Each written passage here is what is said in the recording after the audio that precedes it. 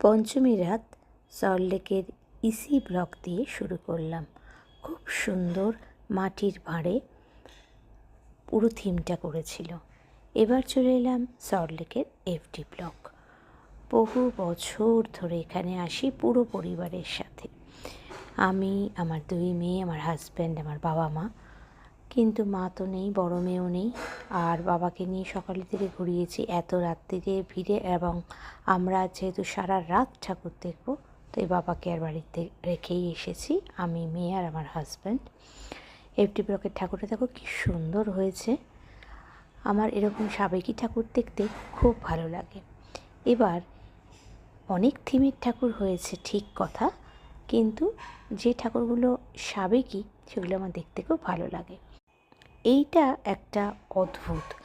এই FD block মানে সল্টলেক থেকে এবার আমরা যাচ্ছি সন্তোষ মিত্র স্কোয়ারের দিকে। মাঝে 2-1 পশলা বৃষ্টিও হয়ে গেছে। পথে পড়ল এই প্যান্ডেলটা, শখের বাজার। যে সমস্ত জিনিস আমাদের দৈনন্দিন বাজারের আগে, আলু, এই দেখো হাঁস, পোলট্রির, তারপরে যে কুমড়ো, ঠাকুরের মূর্তি রয়েছে, motor bike, Saraswati book stall, যেখান থেকে আমাদের সমস্ত দৈনন্দিন খাতা, বই, পেন্সিল পাওয়া যায়।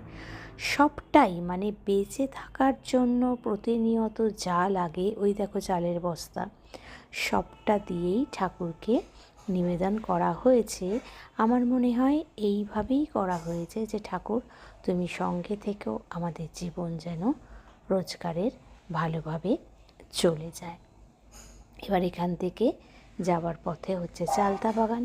চালতা বাগানের ঠাকুর তোমরা সবাই জানো খুব ভালো, এবং এই ঠাকুরটা এত সুন্দর রাস্তার উপর হয় যে না নামলেও দেখা যায়। দেখো খুব সুন্দর হয়েছে। অবশ্যই শেয়ার আর সাবস্ক্রাইব